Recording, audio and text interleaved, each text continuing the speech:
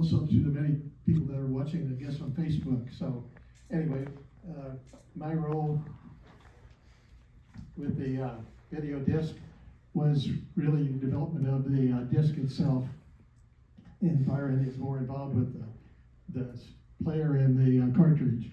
So anyway, thanks again for all of you being here. If you have any questions about the disc itself, you can see me and talk to me, and I'll be glad to answer anything. So anyway, thanks again. I guess I'll let Byron say a few words. All right.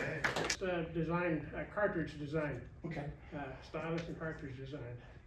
I actually have a museum of sorts in my car. I didn't know what to bring, who would be here, or what would you be interested in, but got a lot of memorabilia of the development of the cartridge, and it's went through lots of iterations.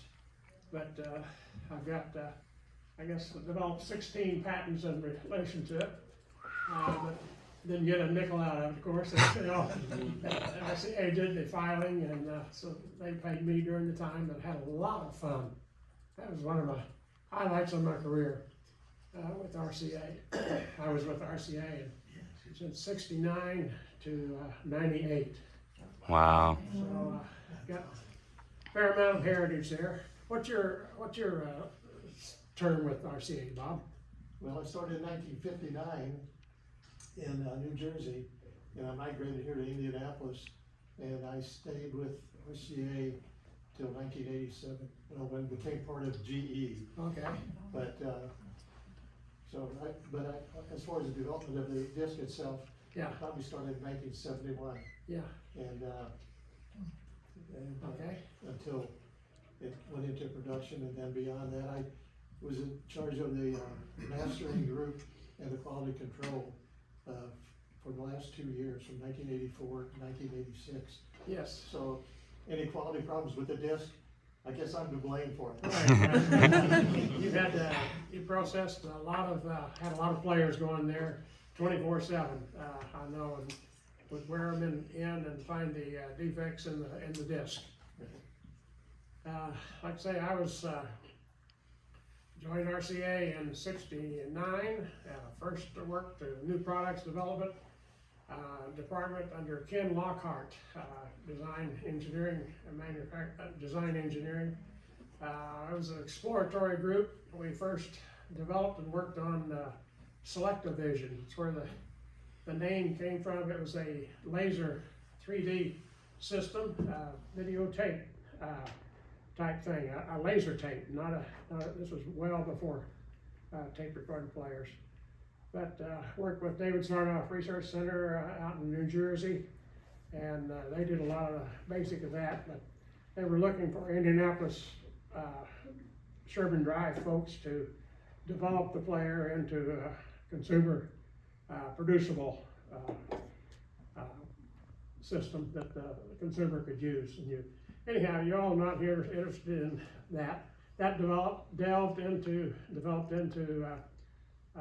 the video disc system, was birthed there in David Sarnoff DSRC out in New Jersey. So lots of trips out there, and then again they wanted to hand it off to the product development group here in Indy to make it into a viable consumer product.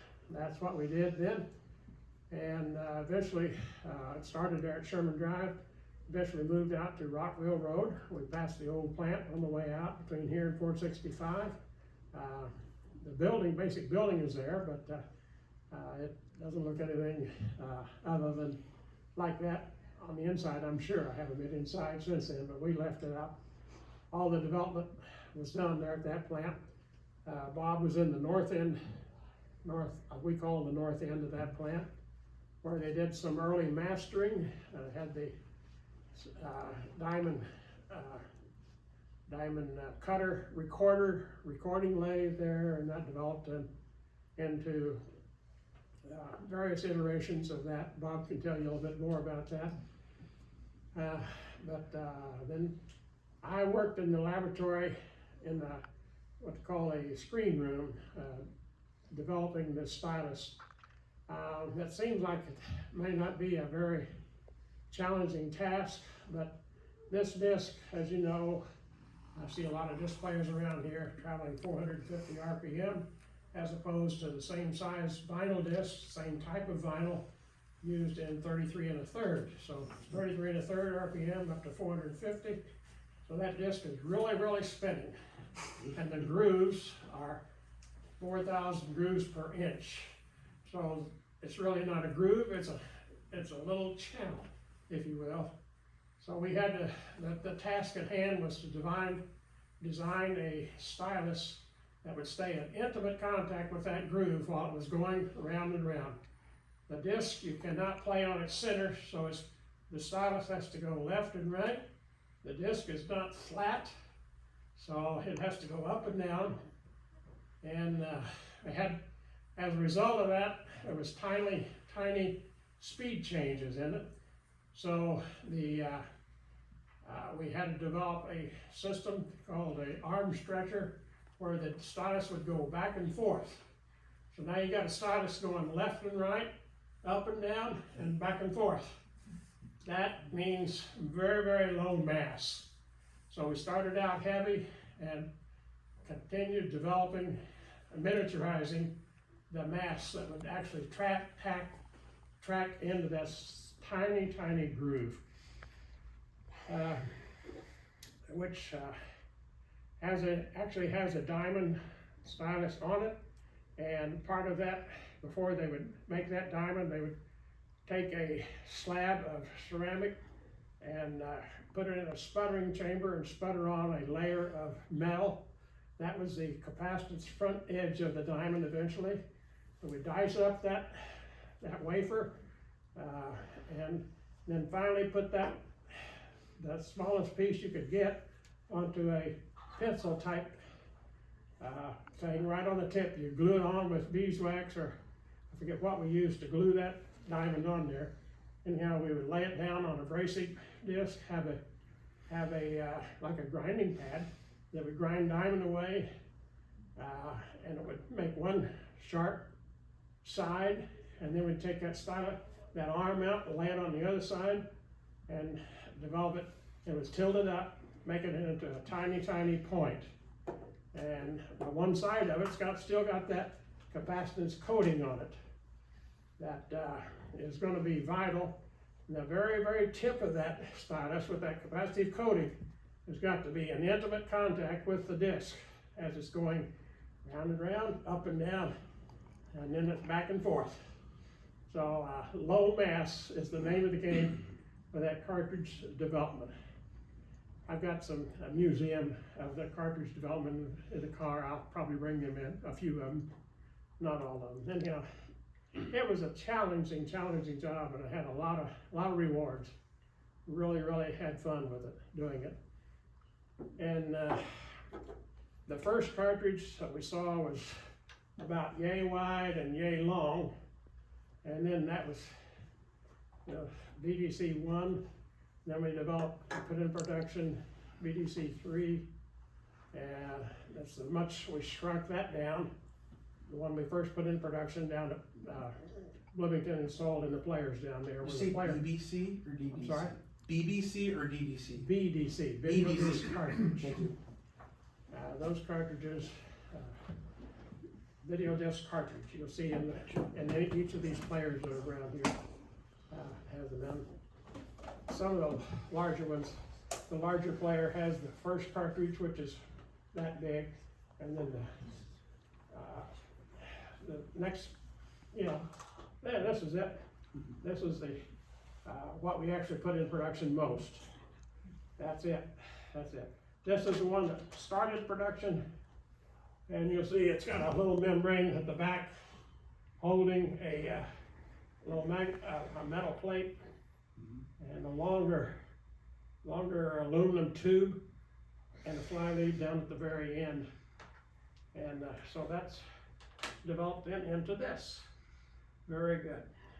There's a diagram behind you as well. Yes, that's it. And the thing that made it, we had to have, those grooves would go, those undulations that the stylus had to track into, which occasionally go ling, ling, ling, would get stuck in the same groove. So we developed what we call kicker coils right at the top of that plastic holder. It was another tiny magnet straight on, put right on top of the plastic diamond stylus holder arm. Right there, that is literally a magnet.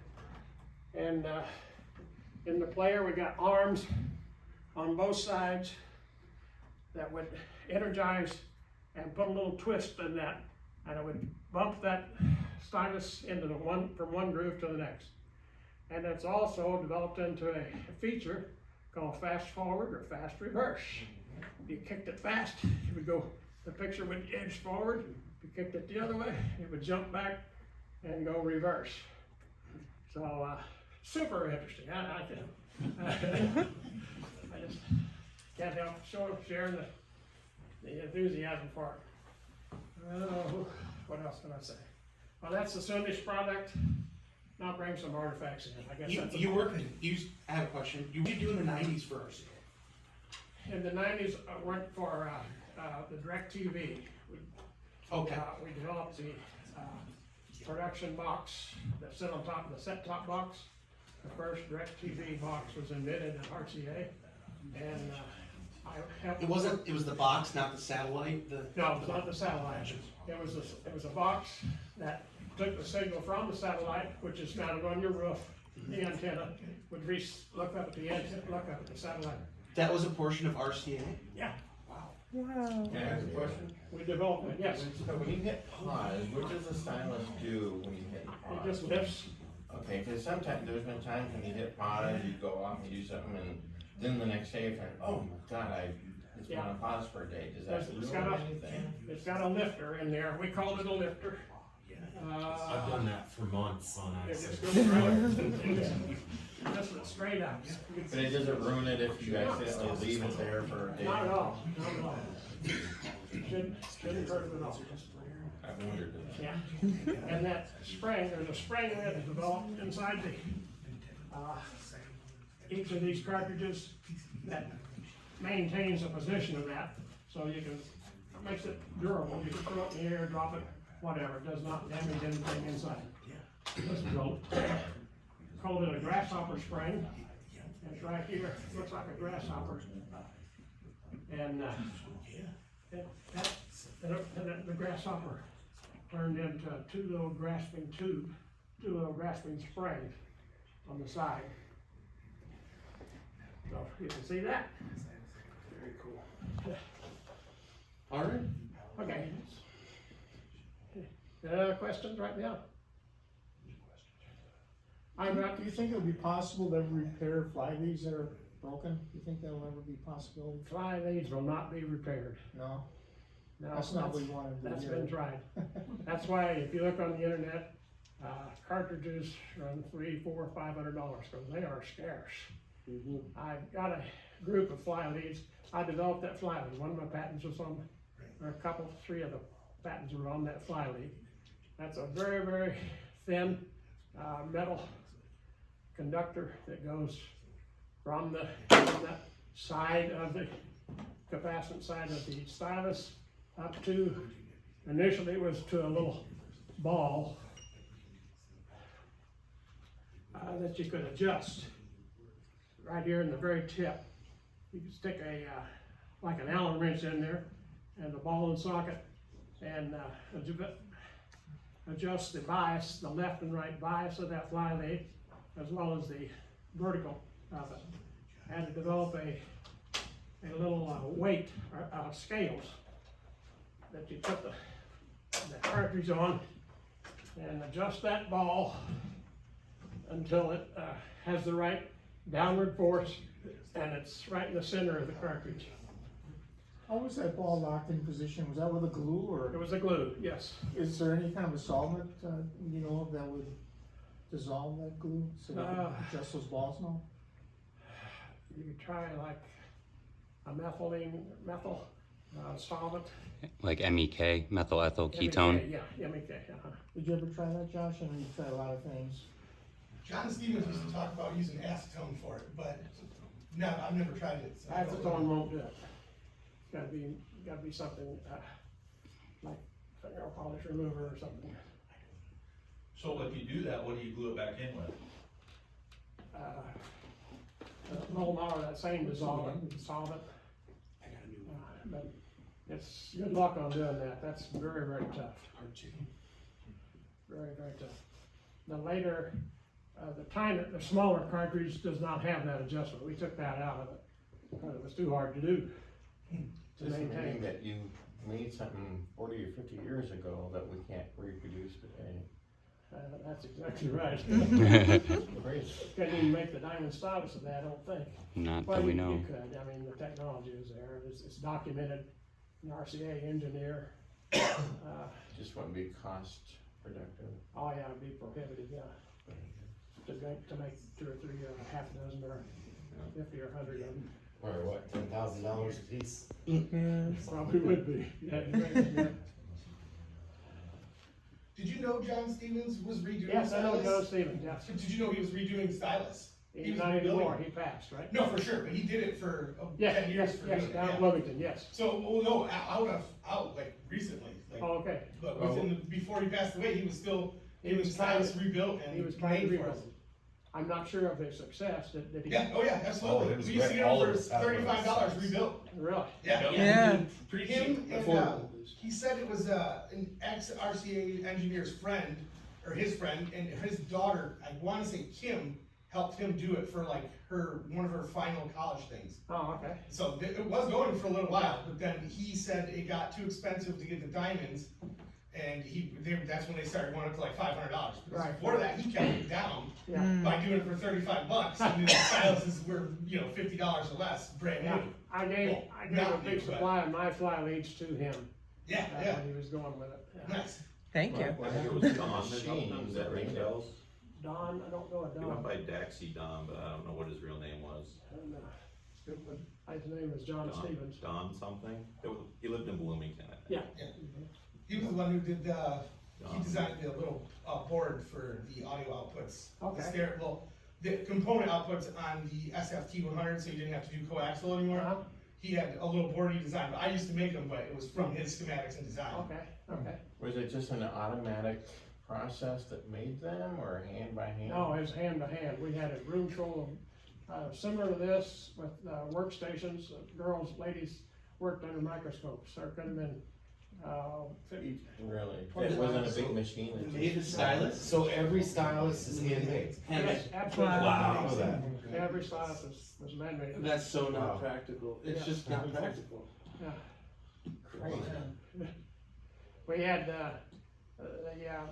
the fellow I worked with on that, in fact, he's got, we co-patented several of our patents, named Tom Manson. Do you know anything about Tom Manson? He's still in town somewhere, I think. Yeah, I think so, yes, I know Tom. But I haven't seen him in ages. But he was in charge of the ladies that worked in that room, and he had at least 12 to 15, maybe 20 ladies working for him at one time. Sitting at desks not unlike these, with microscopes, peering through the microscope. Do you have any idea how long it would take for a woman to assemble the stylus? Nope, they did it in steps. They didn't I do see. it one per. Would do like a tray of them, and pass the tray along to the next. Each one would have a specific task to do. That's Like one would crazy. glue the magnet onto that plastic, stylus holder. And you send them to the eye doctor once a month? Just to test it? Probably so, probably so. I've got mobility issues. I'm gonna have to sit down a little bit. That's why I'm panicked. You're doing great, you were doing great. Sit down, please. You're full of information, brother. What's it like for you guys to see people 50 years later just fascinated by them? It's very exciting to me, I know. Yes, it is for me too, it's like deja vu, and it's great if they keep it alive. We thought, well, going back there, at the end of, the absolute last disc we made, was a memories disc, and I don't know how many of you have the memories disc? If you do that, it was the last actual disc we made, it was the last, the memories disc was the last actual one we made. And I know it's hard to find, but anyway, it covers the manufacturing of the disc and the player, as well as a lot of other things on it.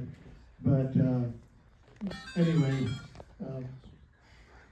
I guess that was kind of a final memento of the production. A lot of the people called me after it was done, and because I was a producer of it, I got the programs together, and I proposed it in a meeting about 2 weeks before the plant was shut down here down on Rockville Road, and they said, okay, but you got the job to put it together. So I got the different things together, and we mastered it, and many of the photographs on that disc were shot with a camera on looking at a photograph. So the quality was not too good, but we were desperate. We had two weeks to get everything together, including the label for the caddy and the rest of it. So anyway. So were you in charge of deciding which movies to produce? No, the marketing people were working like with a lot of the movie companies in California, and I didn't have anything to do with selecting the programs, but when the movie came in on a tape, a videotape, and then we converted it in the system that Josh described into the metal substrate. So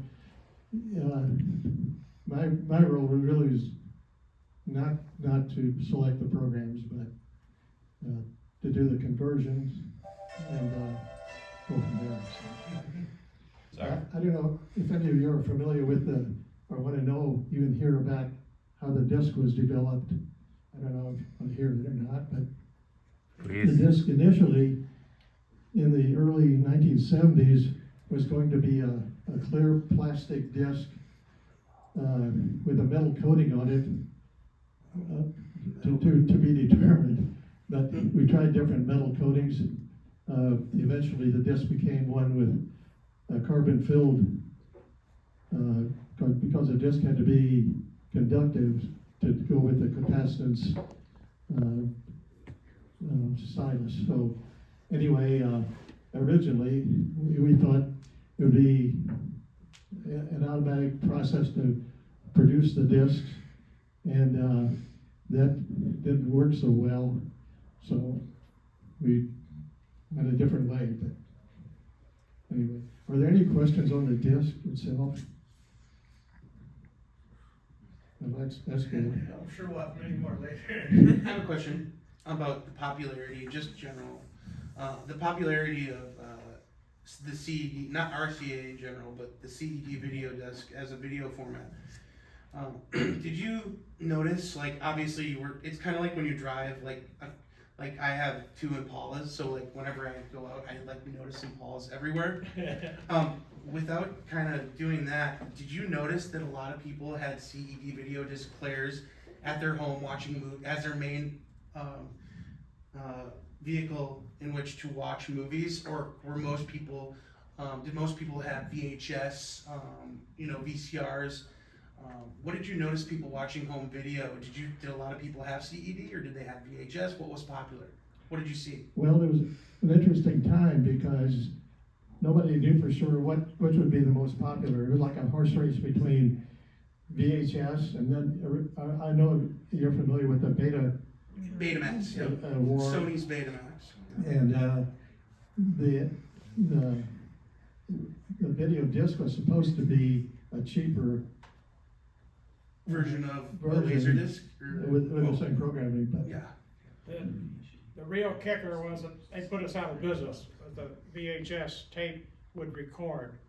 Video disc is playback only. That's the real kicker that cut us right off at the neck. yes, and then the rental market came into play as well. So people could rent for $1 or $2 at a time, and the cost of the disc anywhere from say $10 to $20. It was, and that kind of hurt the market as well.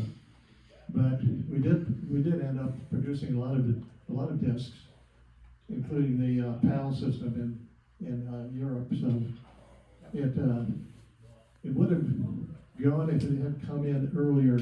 Everybody says if we had developed it 10 years earlier, it really made a big impact.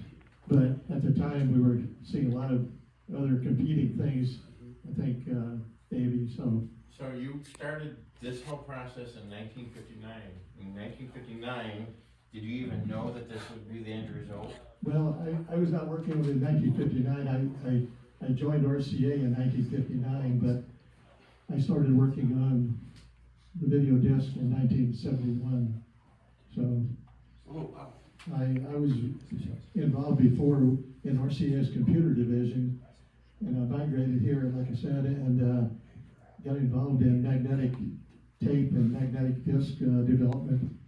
So when that all started, this wasn't even the It was- idea. No, it was. When did this it was become a- the concept? It was an idea in the RCA laboratories. They were thinking that maybe eventually there would be some form of home video, and there was also an impact from the record division. The RCA was really big in LP records. They were producing on the east side of Indianapolis, and they felt also there was some impact there. I think they had some influence.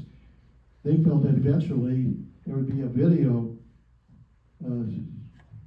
disc and with audio. So that was kind of a push to get into the video disc area.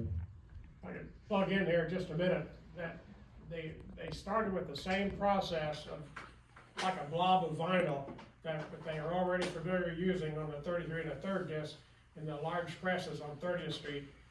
Identical press, all you have to do is change the platter, I think, and press in these finer grooves. Right. But it's an identical pluck blob that they started with, and then the halves come down and press it into a flat. Right, there was an evolution there, rather than innovation. Like I said before, RCA, the laboratories was thinking about an injection molded disc, but that did not work because of the coating, metal coating. The disc had to be conductive, of course. Right. It's I didn't mention, but it's an FM system. The disc has a tiny, in this tiny groove, it's a series of undulations as you go around that groove. And that tiny capacitance change is what's then transmitted into the FM system, where electronics, where it decodes that into a video format. And that was the electronics guys did all of that. And a lot of all that development was done here at Rockville Road or Sherman Drive before it came out here, along with DSRC. Okay, well, thanks again for everybody showing up today and. Thank you.